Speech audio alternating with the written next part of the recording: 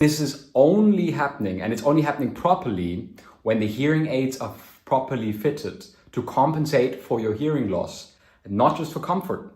Most audiologists will give you a hearing aid fitting that is comforting you, so it won't, overdo things, so you don't get scared that it might be too loud.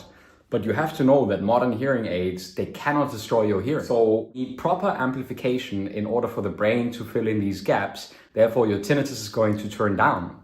But most audiologists won't give you that setting because they think you can't handle it. So I would love if you would let me know in the comments if you want me to be more specific about what you can tell your audiologist for the fitting and how you maybe can get towards being able to tolerate even the louder fittings that will be very beneficial for your tinnitus in turn. So, and because this is one of the most important parts about tinnitus management and why hearing aids actually work for people with tinnitus, we're going to talk about the difference between the comfort fitting and proper amplification. So a lot of people actually go to a hearing aid provider and get this comfort fitting, so the hearing aid is not actually restoring the full amount of the frequency range across all frequencies, right?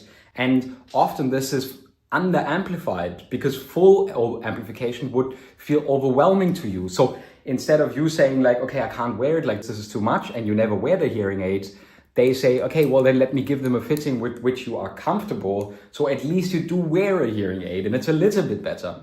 This is a short-term solution, but in the long term, you're losing out because your brain is getting a lot less input. Unfortunately, it's still very common at many audiologists, and this is something that I've personally seen in many audiological practices, even in Germany. So without proper range of amplification for your hearing loss though, especially in the high frequencies, which are usually the most mean sounding at the start, the brain keeps missing input and the tinnitus stays at its loudest.